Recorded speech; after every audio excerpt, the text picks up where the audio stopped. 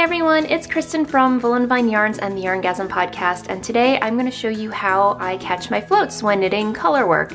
And I touched on this briefly in my last tutorial where I showed you how I knit color work Continental holding 2 strands of yarn over my index finger, but I didn't really go into too much detail, and that is what this tutorial is for. And to briefly describe what catching your floats does is, let's see, here on the pattern you can see there's a long stretch of pink stitches and then a little tiny stretch of white stitches, and essentially what catching your floats does is help manage your floats. And you can see in the back, or if I flip over my work, you can see I did a pretty good job of consistently catching my floats every 5 stitches. But I do have some examples of where I didn't catch my floats, and you can see this long stretch of white yarn just stretching across the back of these pink stitches, which can lead to puckering. And if you think about it, if you have a necklace on or buttons, or you're wearing your sweater or jumper over a blouse with buttons, those things can get snagged on here and then cause some serious problems with your knitwear. So it really does pay to catch your floats every couple of stitches or so. So I'm going to show you how I do that. Okay, so I have my yarn threaded over my finger on my left hand to knit Continental. And another thing that I didn't stress in the last tutorial is that the dominant color, or the main color, the color that I'm using most in this particular round, I like to keep close to my index finger, and the contrasting color closer to my work. I have 9 stitches of pink that I have to knit, and I'm going to catch the white yarn midway, so on the 5th stitch. And to do that, let's get started. And when I knit yarn from my finger, I'm always reaching over the white yarn to grab that pink thread through, the pink yarn through. It's not thread, it's yarn. So I'm reaching over 2, 3,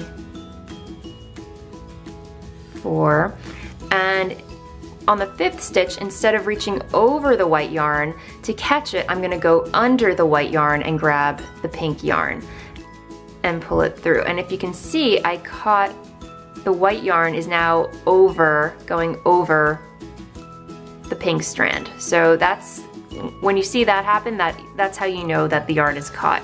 And you just pull it off. And then you go back over the white yarn to grab that pink stitch, and it's caught. All right, let's do that again. So I'm gonna knit these 3 white stitches. Okay, and now I am going to knit 5 pink stitches. 1, 2, 3, 4. So now that we're at the 5th stitch, I'm gonna go under the white yarn, grab the pink stitch, pull it off, and now I'm gonna go back over the white stitch, and we've caught the white stitch. And that's all there is to it. Now the other way I like to do this, if you are a knitter who likes to knit colorwork holding yarn in one strand of yarn in your right hand and another strand of yarn in your left hand, and the way I like to catch my floats using this method of knitting is to hold the contrasting color in my left hand, Continental style, and hold the main color, the pattern color, in my right hand, English style. And the way you're gonna do this is, again, let me retension the yarn because I'm feeling like it's a little loosey-goosey right now. I like to hold the yarn as close to my work as possible, as close to the needle tips as possible. I feel like this helps speed things up a little bit. And so I'm gonna knit 4 stitches.